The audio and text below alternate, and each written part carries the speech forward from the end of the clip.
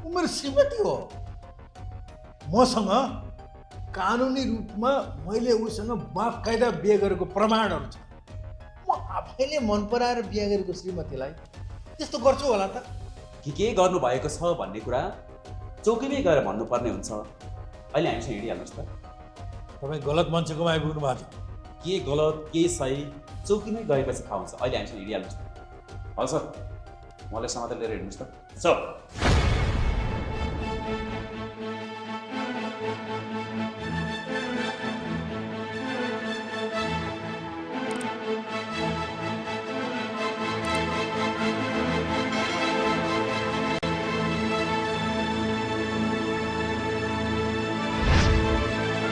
नमस्ते दर्शक वृन्दहरू, आज हामी नेपाली टेलिश्रृङ्खला कान्छीको भाग 319 को रिभ्यू र आगामी भागमा आउने खतरनाक मोडहरूको बारेमा कुरा गर्दैछौँ।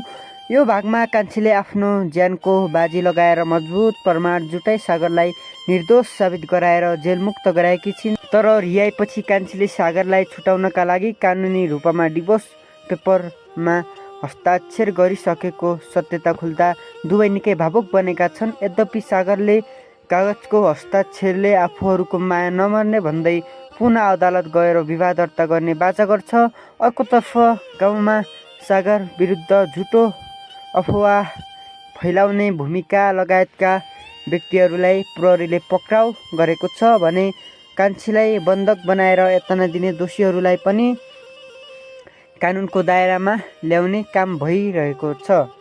तर घर फर्किँदा घरबेटीले कान्छीको चरित्रमाथि गम्भीर आरोप लगाउँदा सागरले आफ्नै श्रीमतीको त्याग र हिम्मतको पक्ष लिँदै डटेर सामना गर्छ। अब प्रश्न उठ्छ, के कान्छी र सागरको पुनर्मिलन सजिलै होला कि डिभोर्सको फाइदा उठाएर षड्यन्त्रकारीहरूले फेरि नयाँ चाल चल्नेछन्? घरबेटीको दुर्व्यवहारका कारण उनीहरूले त्यो कोठा छोड्नु पर्ला अनि प्रहरीको पछाडि परेका मुख्य अपराधीहरूले बदला लिन कान्छीमाथि फेरि कुनै ठुलो खतरा सिर्जना गर्लान्। आगामी भागमा सागर र कान्छीले अदालत गएर आफ्नो सम्बन्ध दर्ता गराउने प्रयास गर्नेछन् भन्ने शत्रुहरूले उनीहरूको खुसी खोज्न नयाँ षड्यन्त्र रच्ने अनुमान गर्न सकिन्छ। यस भागले सत्य र साँचो मायाको अगाडि जस्तोसुकै षड्यन्त्र पनि असफल हुन्छ भन्ने मुख्य सन्देश दिएको छ। त्यसैले आगामी भाग झनै रोमाञ्चक हुनेछ। र तपाईँहरूलाई हाम्रो भिडियो अलिकति पनि मन पर्यो भने भिडियोलाई लाइक र यस्तै भिडियो हेर्नको लागि हाम्रो च्यानललाई सब्सक्राइब गर्न नभुल्नुहोला। धन्यवाद।